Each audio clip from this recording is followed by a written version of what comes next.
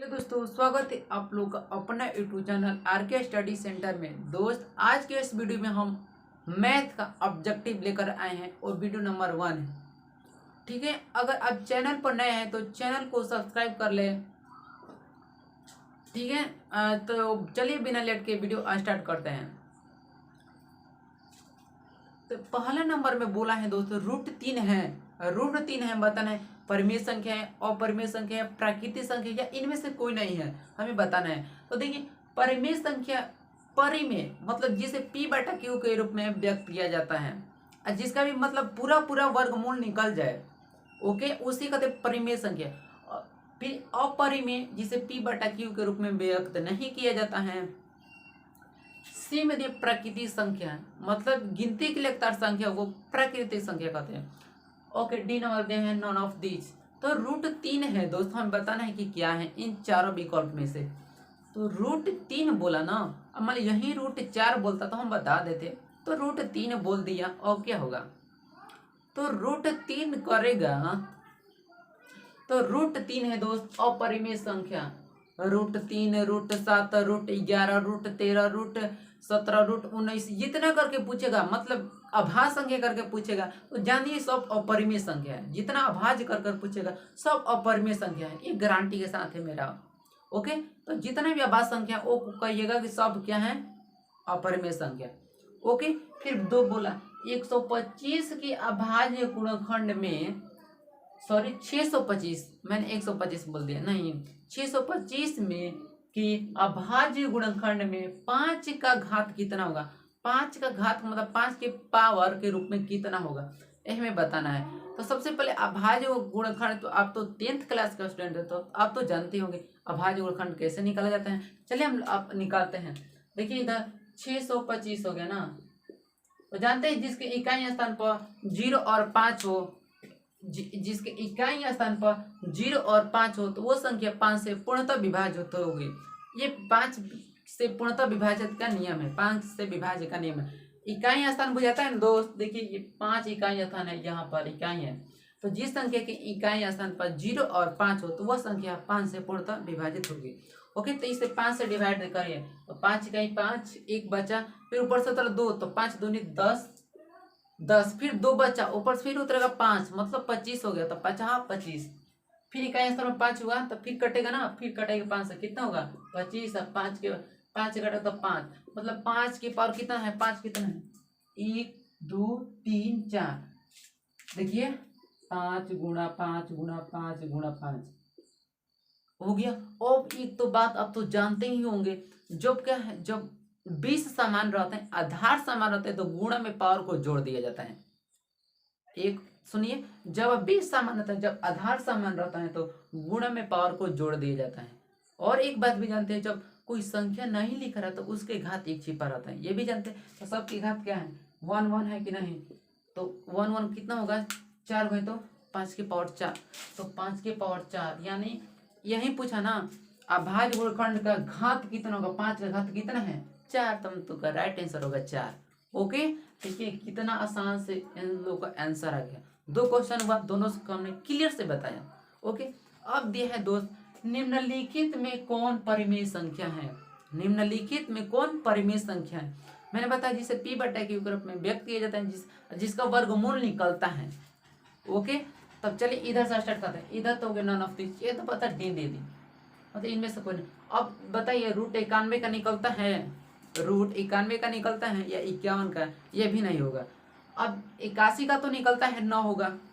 81 का तो निकलता है, कितना होगा, 81 का तो निकलता है, कितना होगा, 9 होगा। अब √91 का क्या होगा, √91 का ये भी नहीं होगा। अब क्या बचा, 49, 49 का भाई 7 का 7, अच्छा 7, इसका हो गया 8, मतलब ये नहीं बाहर निकला, मतलब जिसे p/q के रूप में व्यक्त किया मैंने नहीं, तो इसका निम्नलिखित कौन परिमेय संख्या पूछा है, तो दोस्त पहला आंसर होगा √49/64 को परिमेय संख्या बोलते हैं। ओके, 3 क्वेश्चन हुआ, ध्यान से सुनिएगा, मेरा ये दावा है नहीं ग्रहण। निम्नलिखित में कौन सा अभाज्य संख्या है, अभाज्य संख्या कौन है, तो ध्यान से सुनिएगा, मैं आपको याद करें, वैसी संख्या जिसमें एक की अतिरिक्त उसी संख्या से भाग लगे। मैंने क्या बोला, एक वैसी संख्या जो एक के अतिरिक्त उसी संख्या से भाग लगे अभाज्य संख्या कहते हैं। देखिए ऑप्शन में क्या दिए हैं, 8, 8 से एक से भाग लगेगा, 2 से लगेगा, 4 से लगेगा, 8 से लगेगा, वो भी नहीं होगा। 9 में क्या एक से भाग लगेगा, 3 से भाग लगेगा, 9 से भाग लगेगा, उसी संख्या से नहीं लगा, एक के अतिरिक्त उसी संख्या से, अभी 3 से भाग लगा तो ये भी नहीं होगा। 11, 11 एक के अतिरिक्त 11, मैंने डिफिनेशन क्या है, एक से वे संख्या जो एक अतिरिक्त उसी संख्या से भाग लगे, तो 1 11 ये हो गया। अब देखते हैं और मिल रहा है कि नहीं, 15 हो गया, 1 से लगेगा, 3 से लगेगा, 5 से लगेगा, 15 से मतलब 4 गो से डिवाइड होगा, तो हमका राइट आंसर क्या होगा, 11 होगा। मैंने यही 13 दे देता तो 13 एक के अतिरिक्त उसी संख्या से भाग लगेगा कि नहीं, 13 से, जैसे मान लीजिए आप 1 से मान लीजिए निकालेंगे तो लिखेगा ना 1 गुणा 11 या सॉरी दोस्त,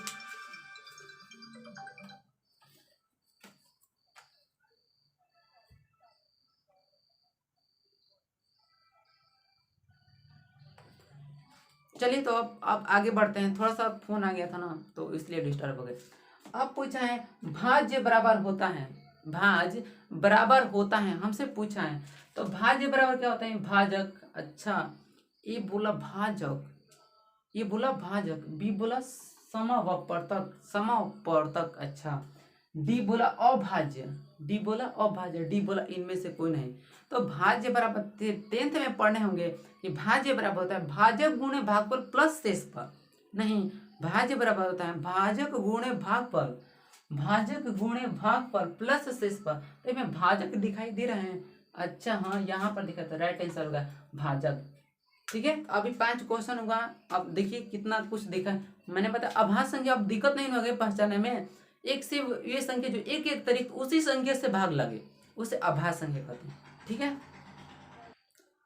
चलिए तो अब नेक्स्ट क्वेश्चन की ओर बढ़ते हैं। ठीक है अब 6 नंबर क्वेश्चन की ओर, दो संख्याओं का मौसम, दो गो संख्या है, मौसम दिया है दोस्त 25 और लसो दिया है, मतलब एलसीएम एंड एलसीएम 50 है, तो संख्याओं का गुणनफल, गुणनफल का मतलब यहाँ से देखिए गुणनफल, ये मतलब गुणनफल का अर्थ होता है गुणा, नहीं दो संख्याओं का गुणनफल हमें बताना है। तो देखिए दो संख्या दिया है, एक दिया है पहली संख्या 25 और दूसरी संख्या 50 दिया है, हमसे पूछा है कि उन संख्याओं का गुणनफल कितना होगा, ये हमसे इन क्वेश्चन में पूछ रखा है।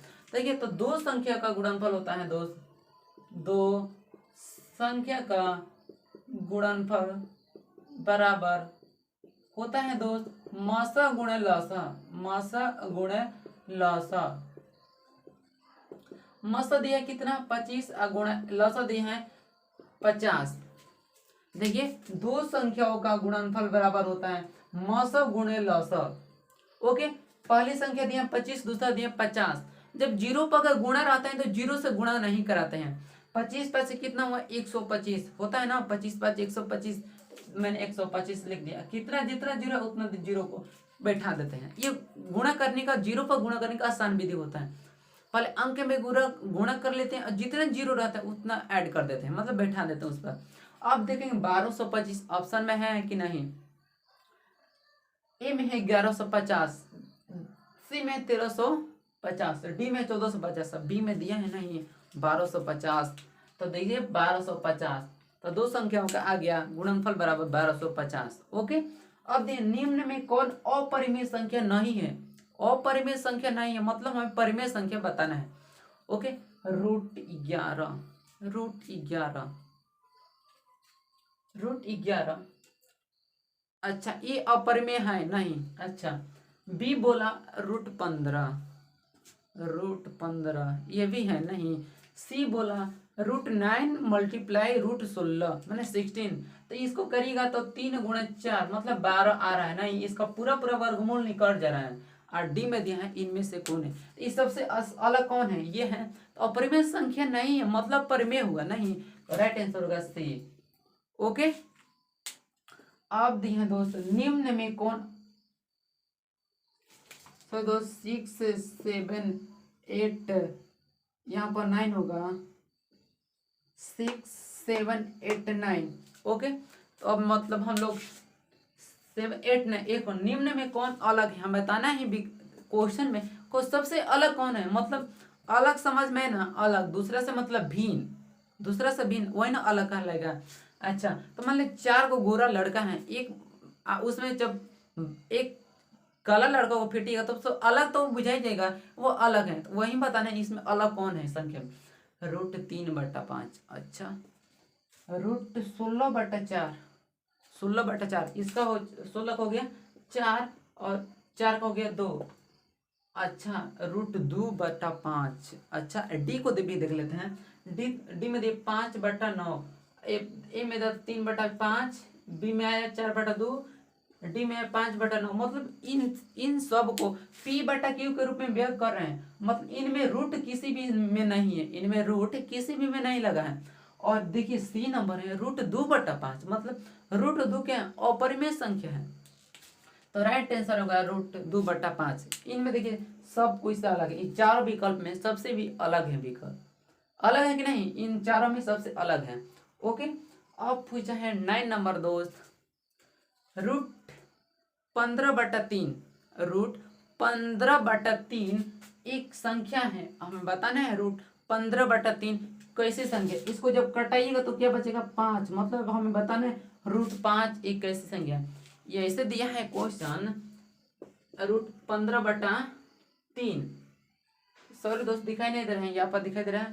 देखिए √15/3 कटाइएगा तो कितने बचे 5, मतलब √5 एक संख्या है। मैंने बताया तो फर्स्ट बार बताया था, जो अभाज्य संख्या वो सारा का सारा हो जाएगा। √3, 5, 7, 11, 13, 15, सॉरी 15 नहीं 17, 19, 23 में हो जाएगा। और जिसका एक से और उसी संख्या से भी भाग लग जाए तो क्या है, √5 में और किसी संख्या से भाग लग गया, मैंने 5 और किसी संख्या 1 से और 5 से, मतलब √5 कैसे संख्या है, अपरिमेय संख्या है। तो हम लोग का राइट आंसर कौन होगा, इधर है अपरिमेय संख्या होगा।